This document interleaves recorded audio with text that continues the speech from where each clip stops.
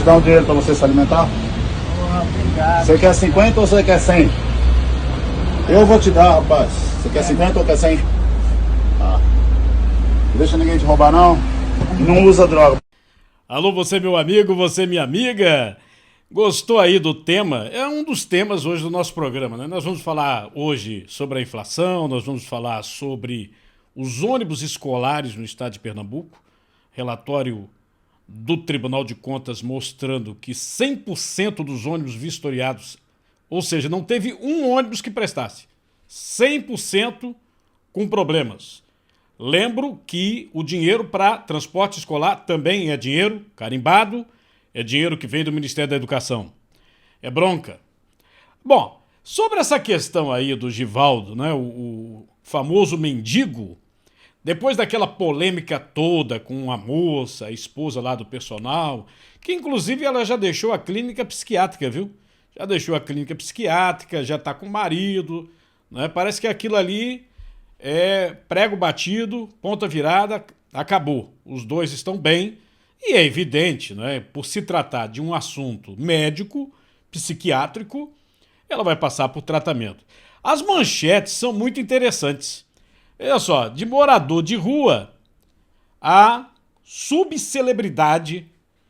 Eu vou mostrar para vocês algumas fotos aí do morador de rua e tem outra matéria aqui que fizeram, uma matéria grande, viu? Matéria grande com o Givaldo. Não consegue aceitar que o mendigo possa viver assim, diz um ex-morador de rua que virou celebridade nas redes sociais.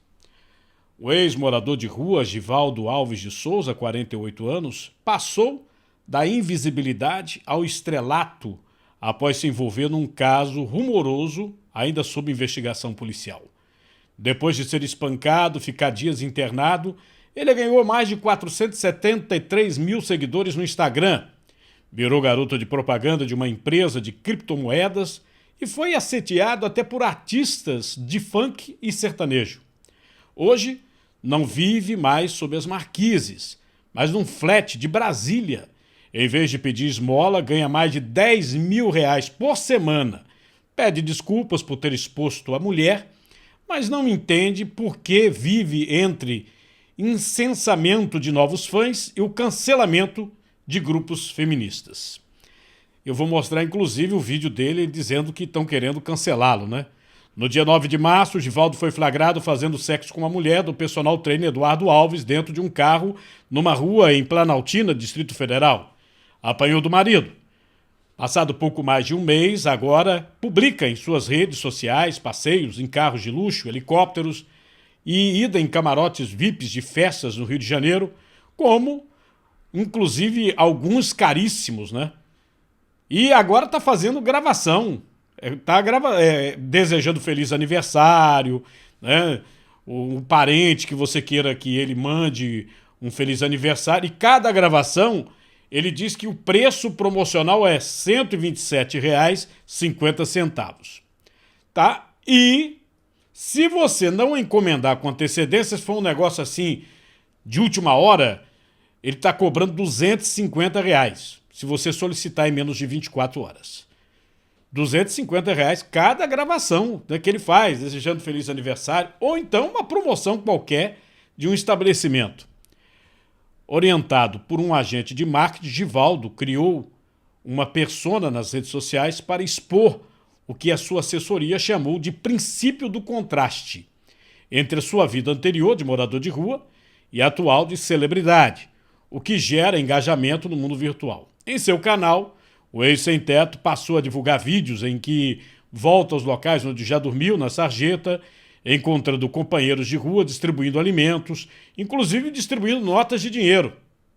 Num quadro recente, chamado O Mendigo Paga Seu Boleto, ele oferece pagar dívidas de banco, conta de luz e água a internautas que interagirem com ele. Há 1 ano e 2 meses, Givaldo perdeu o emprego numa fábrica de frangos no interior da Bahia. Em meio à crise da pandemia da Covid, ficou sem dinheiro para pagar o aluguel e foi parar na rua. Atraído por informações que recebeu de que Brasília contaria com uma rede de assistência social mais extensa, mudou-se para lá e, desde então, estava dormindo em albergues, calçadas, entre Planaltina e Ceilândia. Em depoimento, né, o Eduardo Alves, o personal, acusou o Givaldo de ter feito coisas com a mulher dele e tal, aquele negócio, aquela polêmica toda, né? E lembrando que ele, na realidade, está entre o Rio de Janeiro e Brasília. Uma das polêmicas grandes, né, foi ele ir para um camarote na Marquês de Sapucaí, agora no Carnaval fora de época. O pessoal dizendo, mas como é que pode, né? A empresa do camarote disse que ele pagou R$ 5.000. R$ 5.000 era a entrada do camarote. E ele pagou, né?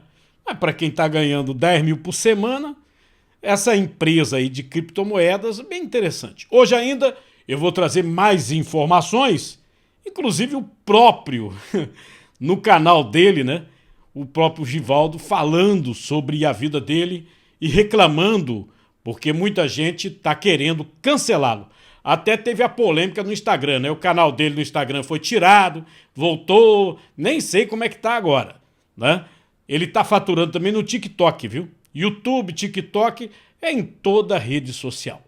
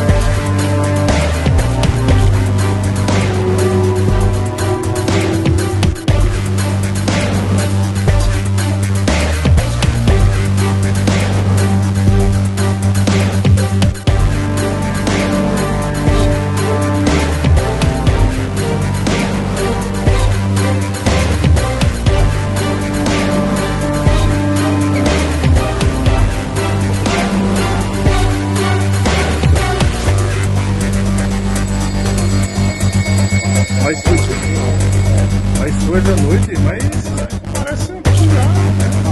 Já vem há muito tempo, né?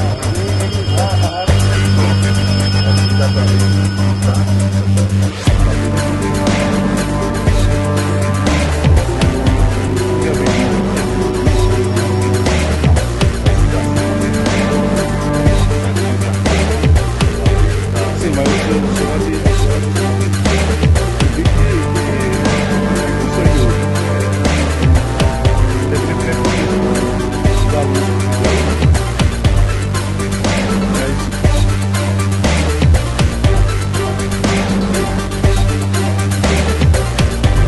Meus amigos, as imagens, elas realmente impressionam.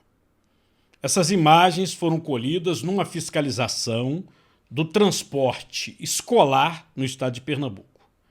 Imagem que depõe contra prefeitos, secretários de educação. Essa conversa, não, porque educação aqui no nosso estado é prioridade. Não, é uma vergonha. É uma vergonha. Aliás, alguns dos escândalos, algumas das operações que foram feitas em Pernambuco envolveram educação e saúde, justamente onde tem muito dinheiro e são verbas carimbadas. Educação nós temos aí na Prefeitura do Recife, né, os equipamentos escolares que foram comprados para a banda marcial. Tem mais equipamento do que banda marcial, uma verdadeira comédia isso aqui, com dinheiro público, né? É um absurdo. Tem a questão da merenda escolar, que está tudo aí no Tribunal de Contas. Tem empresas envolvidas, não é? E continua, né? Esse mês teve 2 episódios de comida estragada em colégio. Um absurdo. e o transporte escolar não fica atrás. A gente já vinha advertindo, né, para essas manchetes aqui, né? São várias as manchetes, tragédias que aconteceram no nosso estado por conta dos ônibus escolares em péssimas condições. E o Tribunal de Contas foi lá aferir e olha só, aqui ó, 182 municípios já fiscalizados do estado de Pernambuco, 803 veículos que foram fiscalizados. A análise é um verdadeiro absurdo, Só para você ter uma ideia dessa situação, 96% dos ônibus escolares de Pernambuco não tem selo do Detran. Não tem. Bota aí uma van escolar para trafegar sem o selo do Detran, aqui na região metropolitana, né? Você que faz o transporte escolar para a escola particular, vão em cima de você. Na escola pública, olha esse absurdo aí, ó. Tá? Olha aqui, outra manchete, segurança. 99% dos ônibus e vans inspecionados têm irregularidades. É um índice que é tão alto que é vergonhoso. É vergonhoso. Sim, e vai dar o quê nisso aí, né? Vai dar o quê? Porque as advertências são muitas. Nós já tivemos tragédias. O advogado criminalista José Siqueira Filho, ele falou sobre esse assunto, né? Inclusive, mencionou que antes tarde do que nunca o Tribunal de Contas do Estado faz uma inspeção nesse serviço. Antes tarde do que nunca, Carlinhos. Eu só sinto muito que o Tribunal de Contas do Estado de Pernambuco tenha demorado tanto para tomar uma atitude de fiscalizar o transporte escolar nos municípios do estado de Pernambuco. O Código Nacional de Trânsito, que é um referencial, estabelece diversas regras que foram evidentemente quebradas, tanto é que numa primeira fiscalização de cerca de 90 ônibus coletivos que foram submetidos, 100% deles apresentavam problemas, não é?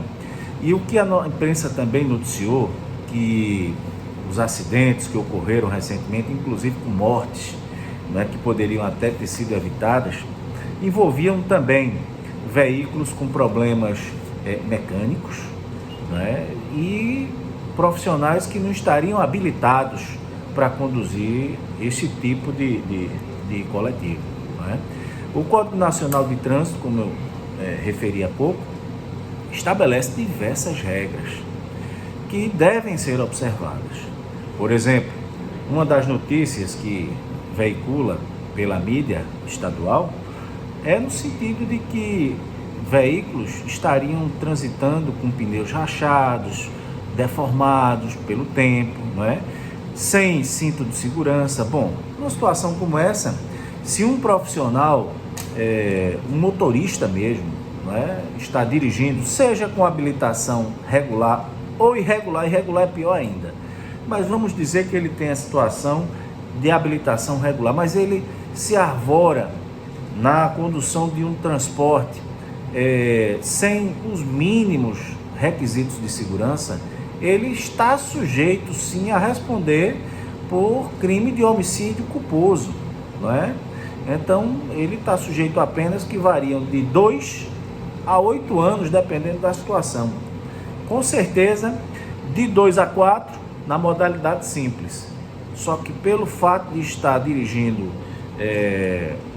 um coletivo, um veículo de transporte escolar, essa pena de cara já aumenta para de 1/3. Né? Então é uma situação que é altamente delicada, seja para o motorista, né, que pode também estar recebendo ordem do gestor público local para que faça a condução, e essa ordem é manifestamente ilegal, mas se ele aceita, ele está aceitando o risco e também está vinculando aquele que está dando a ordem.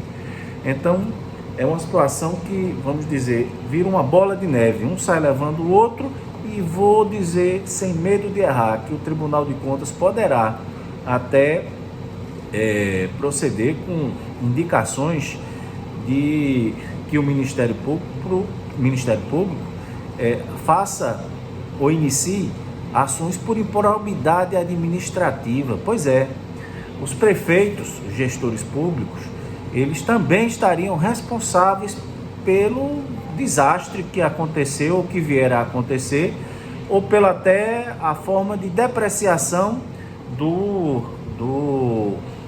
bem que está à sua disposição. Por exemplo, se diz que o Ministério da Educação teria doado ônibus, né, e esses ônibus estariam em situações precaríssimas por falta de manutenção. Essa manutenção é obrigação do gestor municipal. E se ele faz com que o bem se deteriore, né, porque ele não faz a manutenção regular, ele está sujeito também, por esse simples fato, eu não estou nem agora me referindo ao evento morte, mas ele está sujeito a responder até por por improbidade administrativa. Vou ler aqui o que é que diz o artigo 10, que cuida da questão dos atos que causam prejuízo ao erário. Artigo 10. Constitui ato de improbidade administrativa que causa lesão ao erário qualquer ação ou omissão dolosa que enseje efetivamente e comprovadamente na perda patrimonial, desvio, apropriação, malbaratamento ou dilapidação dos bens, haveres das entidades referidas no artigo 1º. É a situação de você permitir que um bem que está sob sua responsabilidade, ele se transforme num ferro velho, que é o que nós estamos vendo. Pior é manter esses veículos rodando sem as mínimas condições de segurança, que pode sujeitar em acidentes como o que nós tivemos recentemente, onde 4 menores vieram a óbito. Então, é muito mais grave. Se diz que o veículo poderia ter tido perda de freio, né? Então, é muito mais grave do que só a deterioração.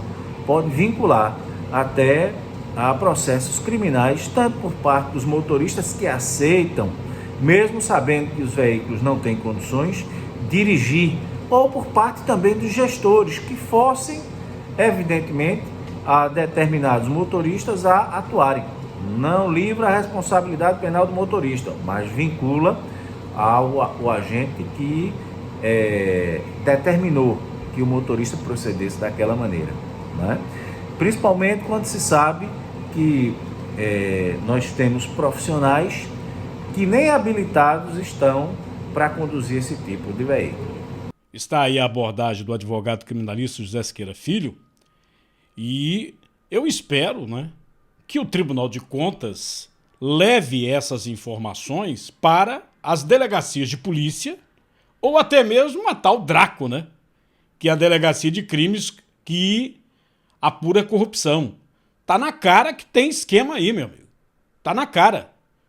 Você aluga um ônibus caindo aos pedaços, como essas imagens aí que nós vimos, é evidente, tá muito claro que você está comendo o dinheiro da prefeitura, comendo o dinheiro do Ministério da Educação, da Secretaria de Educação. Você está comendo o dinheiro do povo, rapaz.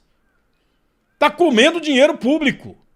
É vergonhoso a gente ter que abordar de novo um tipo de situação dessa envolvendo educação. Educação. Um político bandido, safado, canalha, alma cebosa, não tem vergonha na cara de roubar de estudante, de roubar do futuro desse país. Isso é uma esculhambação.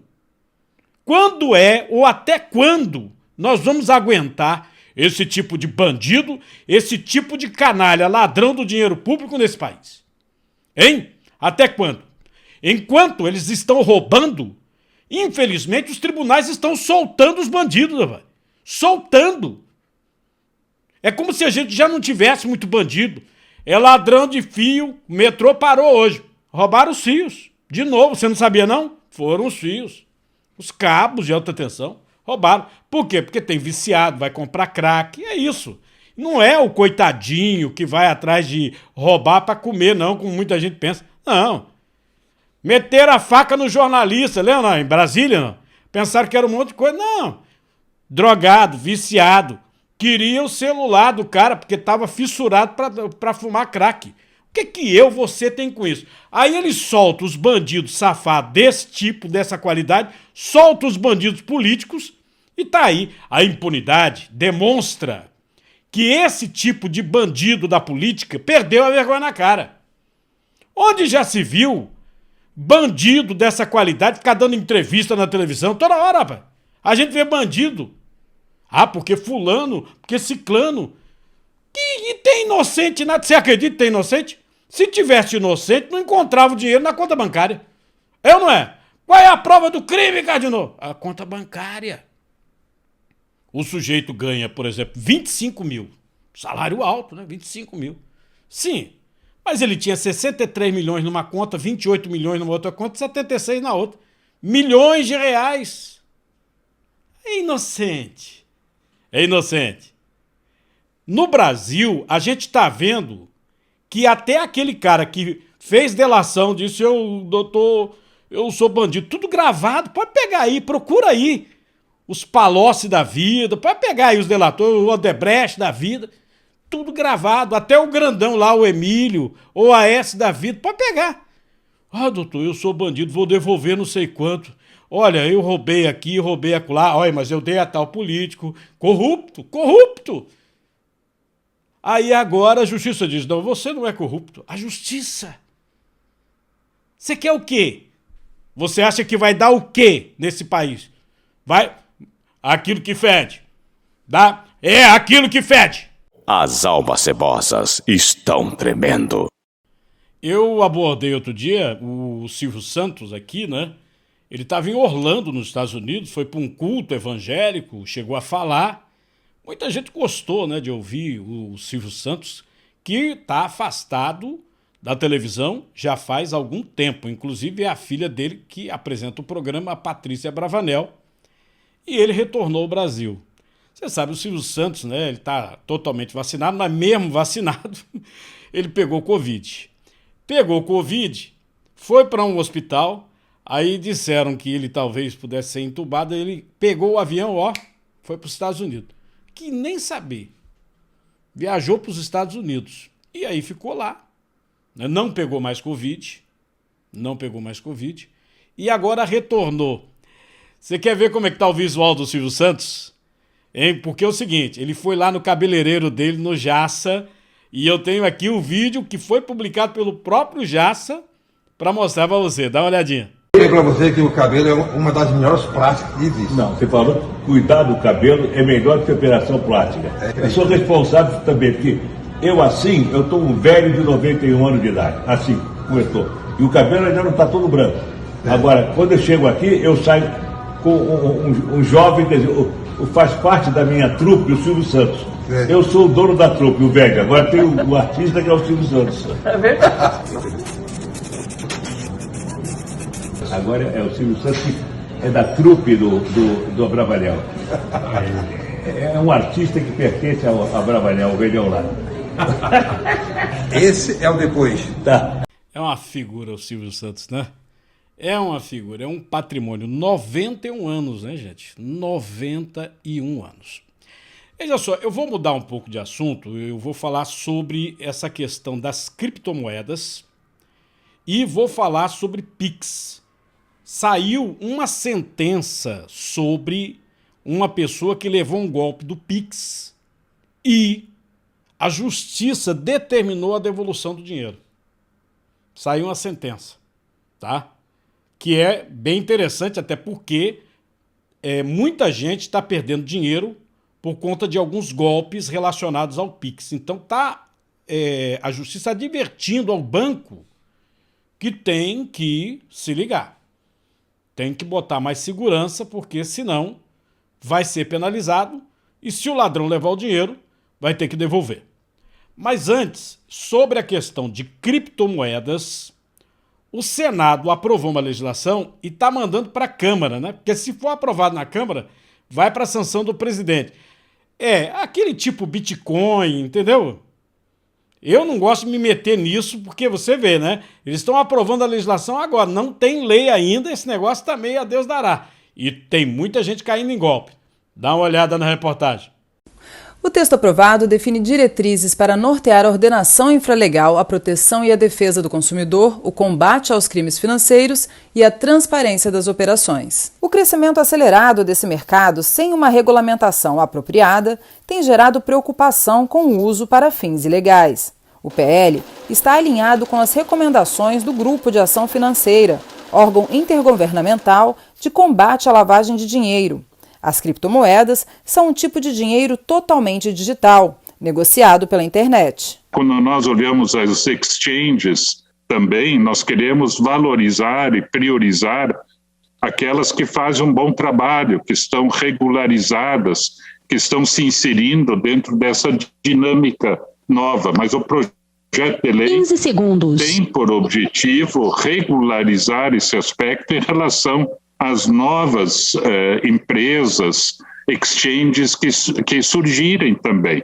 Então, essa gestão fraudulenta, né, acarretaria também, né, uma agravante na lei de colarinho branco, dizendo que serão também proporcionais as penas em função do valor e da quantidade de pessoas afetadas por esse ato fraudulento. O Banco Central, a todo momento, demandando o Congresso Nacional para que nós pudéssemos nos posicionarmos em relação a um marco regulatório que pudesse entender a dimensão desse novo ambiente de negócios que movimentou só no ano de 2021 215 bilhões de reais em compra e venda desses ativos virtuais, fora o mercado como método de pagamento que cresceu na ordem de 6% no último ano também de 2021. Você bota aí no comentário para mim, você já investiu nesse negócio de Bitcoin, criptomoedas? Tem um monte de corretora, né? Inclusive, daqui a pouco eu vou falar sobre o mendigo, né? Colocar o vídeo dele completo.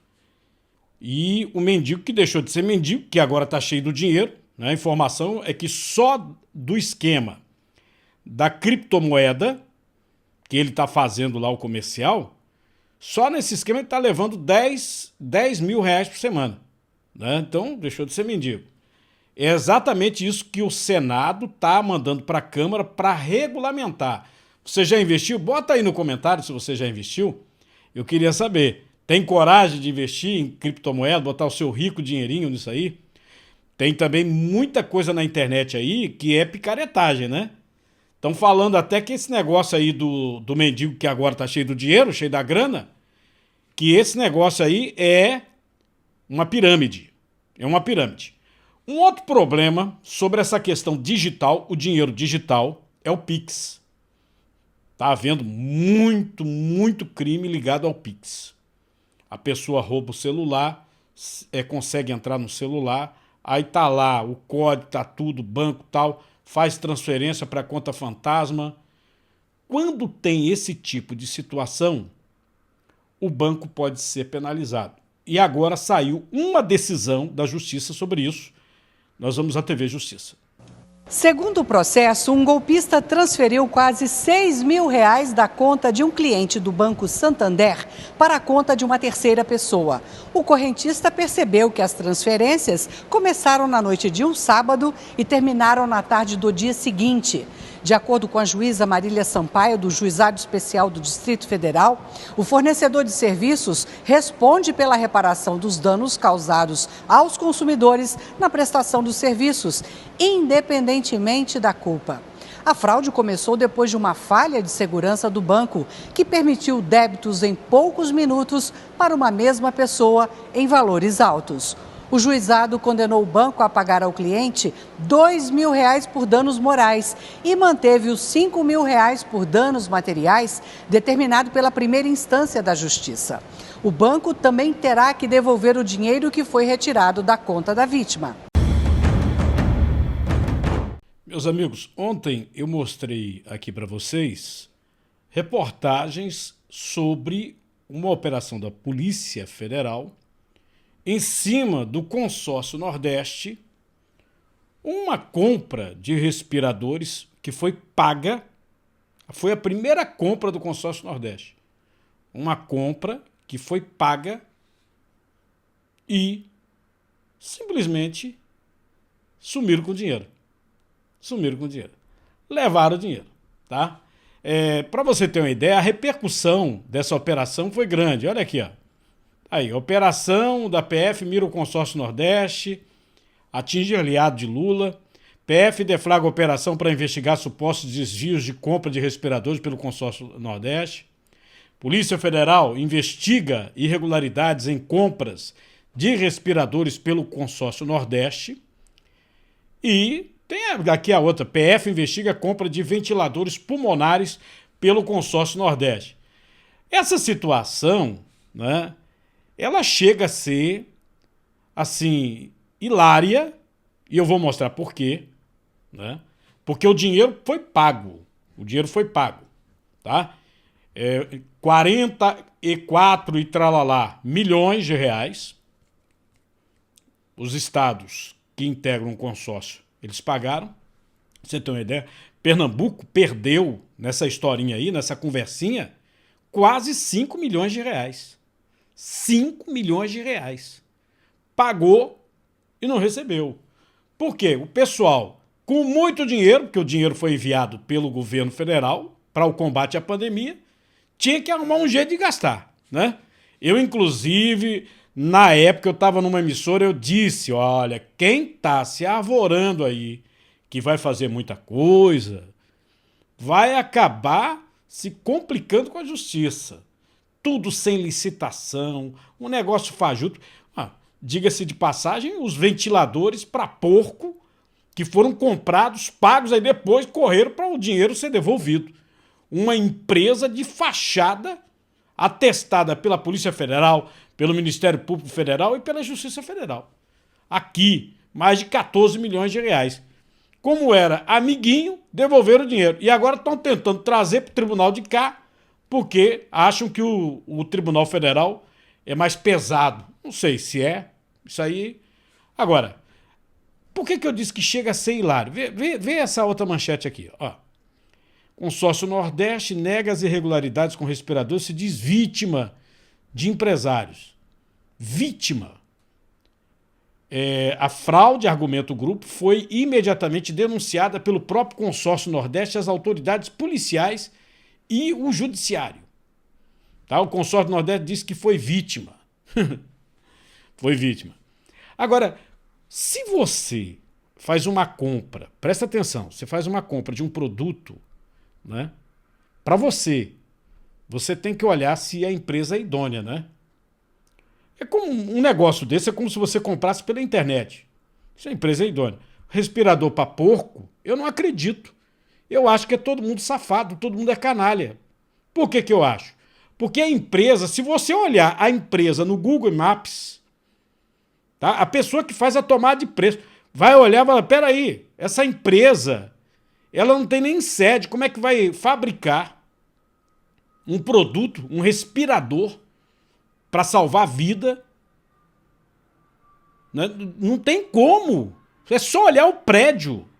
O prédio é uma vergonha. Fora, evidentemente, que o capital dessa empresa de altíssima tecnologia não era compatível para o dinheiro que seria gasto no processo de tomada de preço. Eu estou falando do respirador para porco comprado pela Prefeitura do Recife. Tá?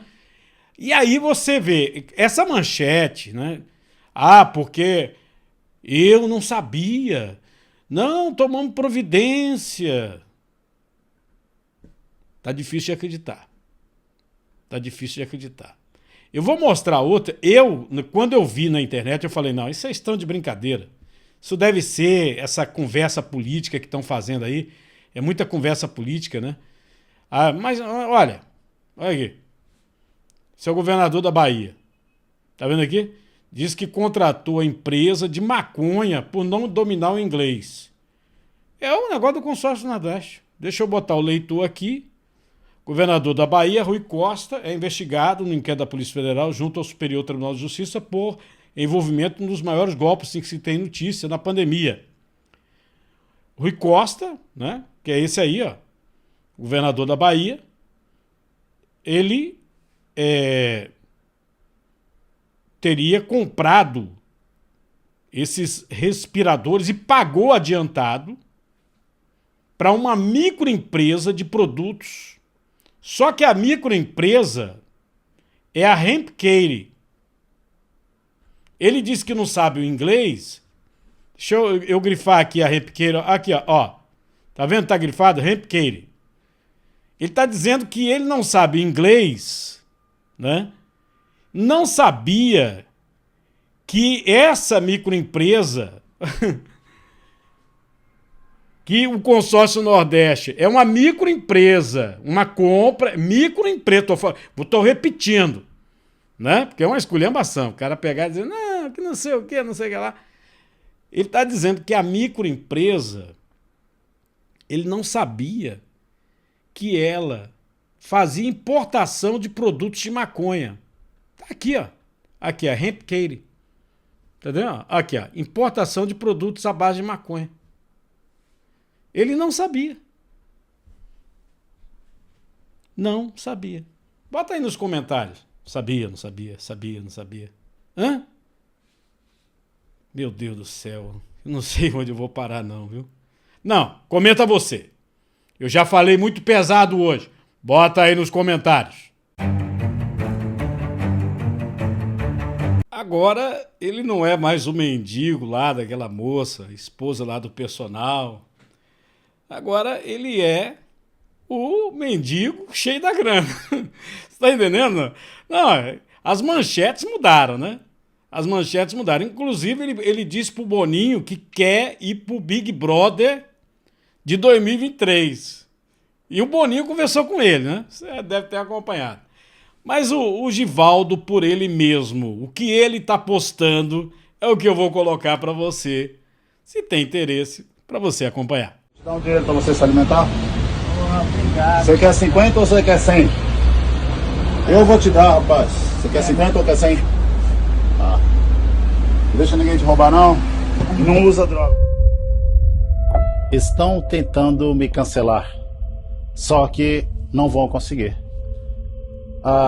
Porque eu já estou cancelado. Me cancelaram quando eu, na margem da sociedade, você passou por mim e mudou de lado de calçada. E às vezes, quando você passava e eu te dei um bom dia, o seu filho comendo um sanduíche passava do seu lado e você pegou na mão dele e puxou para junto de si. Me cancelaram quando eu dormia com frio e você passava por mim e não me ofereceu um lençol ou uma coberta. Me cancelaram quando eu precisava só de um pedaço de pão seco e você passava do meu lado e não foi capaz de me sugerir. Me cancelaram quando eu todo sujo e você trocava de lado da rua, mas não foi capaz de me oferecer uma roupa limpa.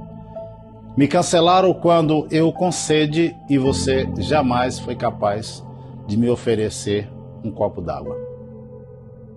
Eu vivi às margens sociais, porém você não me notou, porque para você eu sou invisível, eu sou obscuro. Eu vivi às margens, mas eu jamais sou e nem serei um marginal.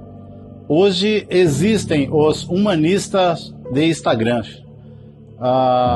Elas assumem uma postura de juiz e julgam o que não sabem, condenam o que não conhecem, pois elas vivem o que não é. Vox Populis, Vox Dei, a voz do povo é a voz de Deus. Porém, nem sempre a voz do povo é a voz de Deus, porque o povo mandaram prender e crucificar o Senhor Jesus enquanto soltaram Barrabás.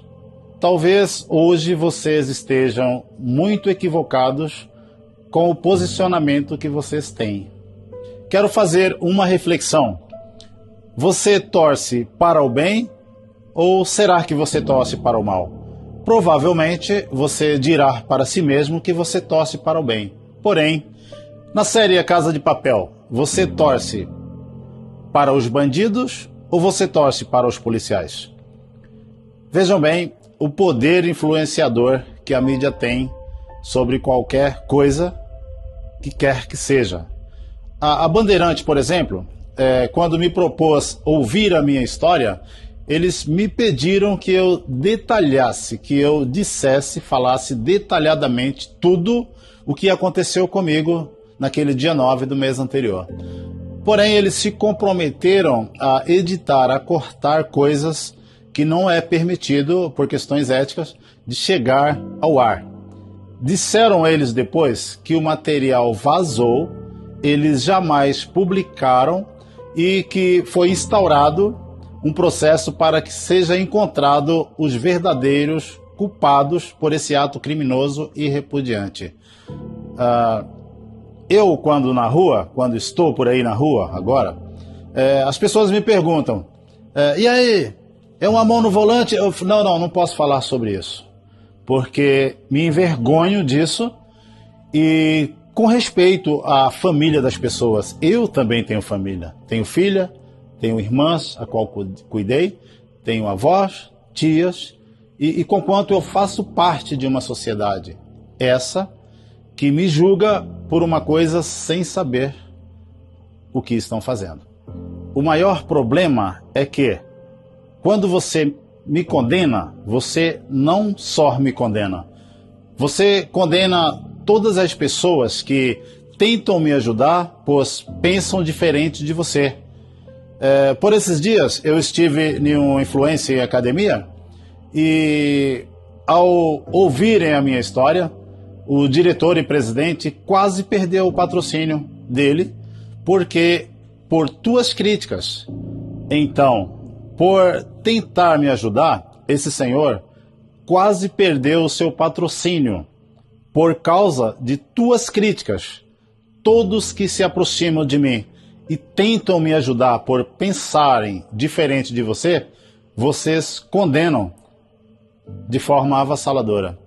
O problema de vocês me julgarem sem ao menos analisar a história ou o outro lado da história, ela toda, é que vocês põem em risco a vida de pessoas. Por exemplo, uma influenciadora, por me dizer que eu sou supostamente estuprador de vulnerável, e ela contendo 13 milhões de seguidores, eu passei por diversas vezes a ser acusado de morte, ameaçado de morte. E com isso a minha família também corre risco. Veja bem o quanto é perigoso você julgar alguém influenciado sem ao menos refletir sobre os fatos.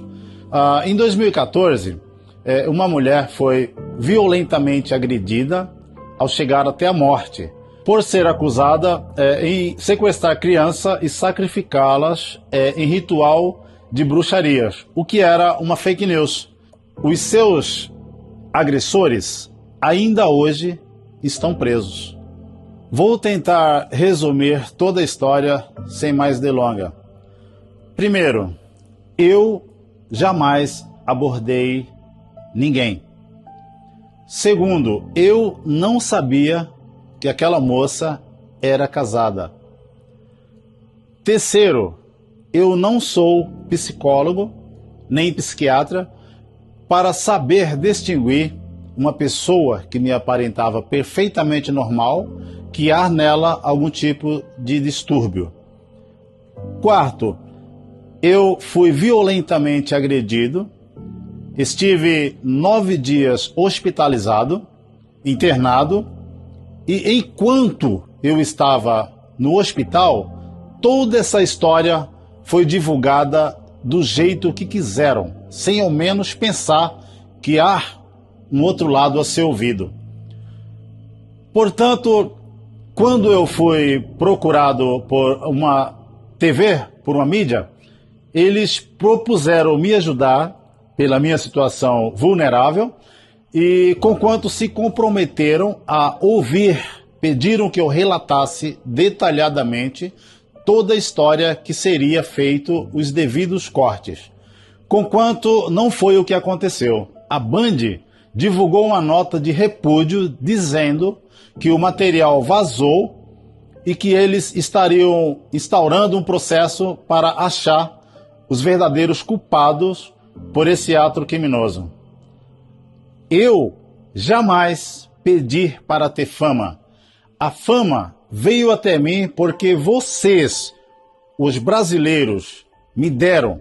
Agora, vocês queriam o quê? Que eu dissesse não?